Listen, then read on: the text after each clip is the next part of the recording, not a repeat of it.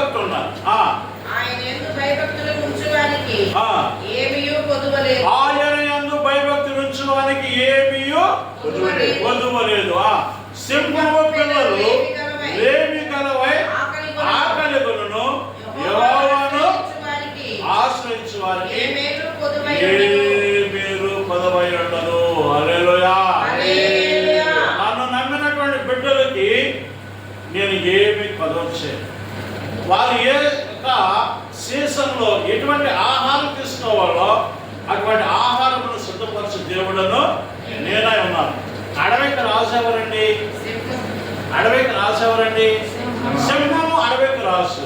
ఒకవేళ సింహానికైనా కానీ ఆకలితో పడుకుంటుందేమో కానీ తన ఆహారం దొరకనటువంటి రోజులు ఉంటాయేమో కానీ నన్ను నమ్మి నా యందు భయభక్తులు కలిగి నా యొక్క నామమును ఎవరైతే స్తుతిస్తారో, ఎవరైతే కీర్తిస్తారో, ఎవరి నోట్లో ఎల్లప్పుడూ కూడా ఆయన చేసినటువంటి అద్భుత ఆశ్చర్య కార్యములను బట్టి బలులు స్తోత్రాలు చెల్లిస్తూ ఉంటారు, స్తోత్ర బలి చెల్లిస్తూ ఉంటారు.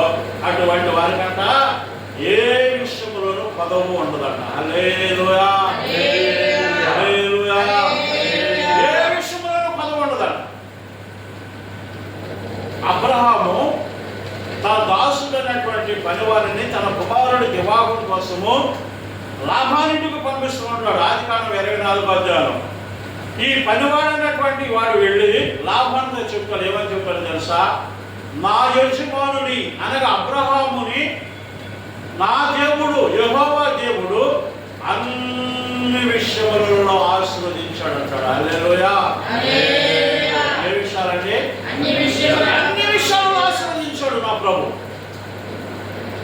పశువులు, స్థిరమైన పశువులు, వెండి, బంగారము, వజ్రములు, వైఢూర్యములు, పంటలు, ఆరోగ్యము, అన్ని విషయాలలో కూడా నా ప్రభు ఆశీర్వదించాడు. దేవుని యందు భయభక్తులు కలిగి ఆయన కీర్తి మన నోట్లో ఉంటే ఎల్లప్పుడూ అడవిలో ఉన్నటువంటి సింహము పిల్లలైనా కానీ లేమితో ఉంటే ఏమో కానీ మనల్ని మాత్రము ప్రభు సమృద్ధిగా పోషించే దేవుడు మన దేవుడే కాడు. హల్లెలూయా, హల్లెలూయా. 22వ వచనం, 34వ అధ్యాయం 22వ వచనం.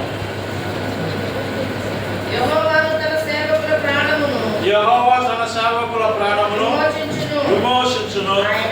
ఆయన శరణు వారిలో ఎవరును అపరాధులుగా ఎంచబడరు. ఆయన శరణు వచ్చిన వారిని ఎవరిని తోసివేయడు. ఆయనను కీర్తించాలి, గణపరచాలి, మహిమపరచాలి. ఆయన మాటలు మన నోట్లో ఉండాలి. ఆయనను భయభక్తులు కలిగి ఉండాలి. దీన మనసు కలిగి ప్రార్థన చేయాలి.